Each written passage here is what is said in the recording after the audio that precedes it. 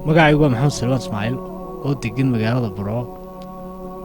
ku magac dheer gaaxsane waxaan halkan ku duubayaa maanse dibindaabiye la yidhaahdo oo ka hadlaysa walaalkay cabdimaalig muuse caldoon. maansada waxay ku bilaabmaysaa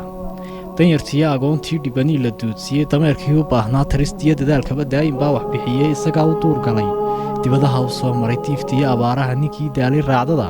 u danseegay maatada miyaad dabin u qoosheen miyaad jeel u dayseen miyaan waar dareen iyo jir dubaaxiyaa jirin walaadiinnu dheer ah waxa dana wixii daran waxa dagan wixii dilan waxa daban wixii jira waxa daawo noqon karaa waxa boogta sii dila kala saara dawlooy dalku waa ammaanee ha ku diganin maandhow maxaad huursateen doog maxaad dacarmisheenoo maxaa wiil haldoorana ku dhansiisay qoorqabad xaqii daaqad loo furay hogda loola soo kaasaa kaba ku sii dhacay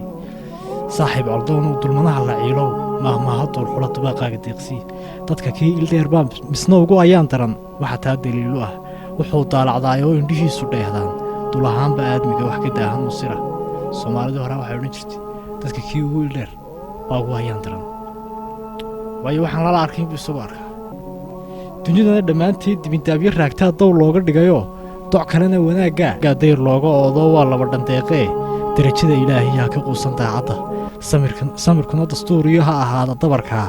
inta doodda unugtee suugaanta deeqdaa u dun haysa maansada inta dooxda faallada dadweynaha u soo hela warka dacal ilaa dacal intaad daawo siisiyo intaad duunyo raagtay daaruhu ka qaybiyiin ugu deeqday midigtaa ku difaacayoo yidhi soo daaya waa gobe waa damal hadhweynoo darxumada afuufee shuruudli'i ku soo daah anna waxaan ku sii daray ma duugowda garashada dadnimadu mid weeyaan diirkuna ma go'i karo dadku waa islaamuun dalna waa intuu dego midnimadu dan weeyaan haddii daacad loo yahay ninka taa ka didayow afka naga dabooltee kaalidaasad naga saar maasadaasi halkaasi ku dhammaatay wasalaamu calaykum waraxmatullahi wabarakaatu walaalkiina waxaan rajaynaynaa sida ugu dhaqsaa badan la ilaahay inuu uga soo furo wixii lagu haystana